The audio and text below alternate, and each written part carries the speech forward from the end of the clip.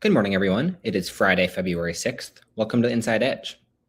Last night, we witnessed one of the most unexpected primary results that I've seen during my time at the Globe. Ana Lilia Mejia and Tom Malinowski are currently locked in a dead heat for the Democratic nomination in Mikey Sherrill's old congressional district. Mejia currently has a small lead. The Globe has not called the race as of now, awaiting more ballots to be counted. If you were following with us last night, you will know that we did call the race for a couple of hours for Malinowski. We obviously had to retract that call, and we, regret all of our decisions that led to it. Malinowski had built up an enormous lead in vote by mail and early voting ballots that we thought was going to be insurmountable. And we were hearing reports from towns that he was doing well on election day too. That turned out to be wrong. And Ana Lilia Mejia had an incredible election day turnout operation that wiped away that lead completely. And so we had to retract the call. You can watch David Wildstein's video for more on that as well. But on Mejia's result itself, I'll be able to look more deeply into this when we know more about what happened. We don't even have the actual winner yet. It could be that Malinowski still wins this. But she just overperformed all across the district. She had her base in the very diverse towns of Essex County, like Bloomfield, Maplewood, South Orange, Belleville. But then you look over to Morris County, which is supposed to be Malinowski's base. She's winning random towns there too.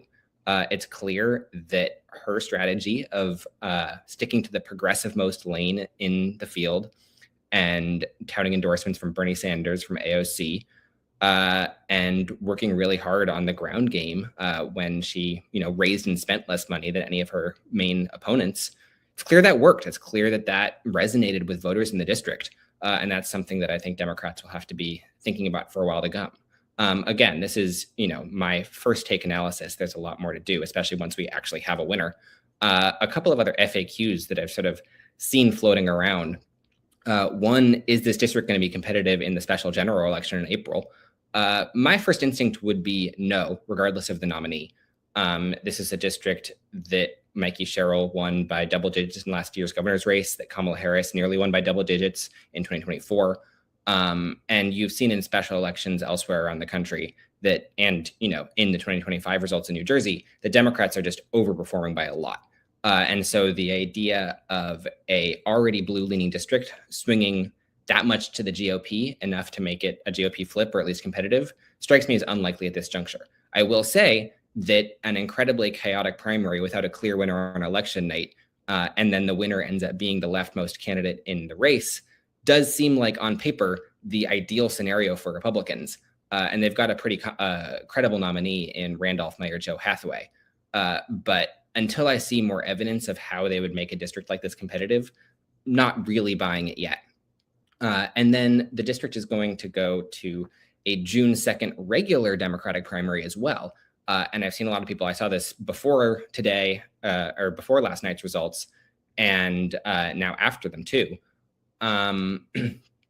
is people questioning whether there's going to be a round 2 of this primary. And it's certainly possible, but my instinct throughout this has been that would be a much more challenging campaign than people might think.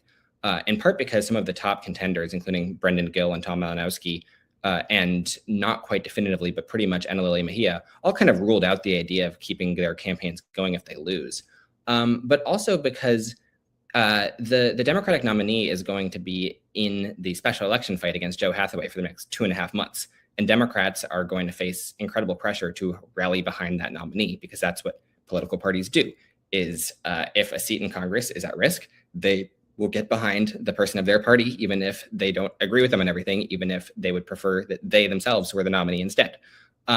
So the idea of someone running against Mejia or Malinowski, if he ends up pulling off the victory here in the June primary, but having to spend the first 2.5 months kind of half campaigning against them, half campaigning for them in the special election, and then pivoting to fully campaigning against them for the last month and a half, that's a very difficult needle to thread. And it's one that I'm not sure, I think candidates might be thinking about it now, but I think after thinking about it a little bit harder, they might realize just how challenging it would be. And then the one other X factor here is AIPAC. And this is, another source of a lot of takes on this election. AIPAC spent more than $2 million to defeat Tom Malinowski, and it may have worked. They may have defeated Tom Malinowski and instead gotten a candidate who is even further to the left than him, especially on the issue of Israel, in Ana Lilia Mejia. So you could see that as certainly an own goal for AIPAC, although there's also an argument to be made that Malinowski, as a former member of the Foreign Affairs Committee and as a more senior Democrat, if he returned, would pose more of a threat to AIPAC, even if his own positions are less out of step with theirs.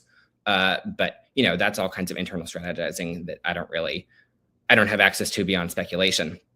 But it is clear that AIPAC would have preferred someone who is more clearly aligned with it to do well. Instead, the candidate who was most aligned with them, Tahisha Way, is in third place. Their effort in this district did not really pan out. So those are just sort of my first pass thoughts. There's going to be a lot more to come. Once again, as I've repeated a lot, we don't actually have a winner yet. So it's tough to have super strong hot takes when you don't know who the nominee is. But that'll all be coming. Obviously, I'll apologize one more time for our incorrect race call last night, but we will keep on forging ahead with the votes we do have and the potential nominee we'll get. So with that said,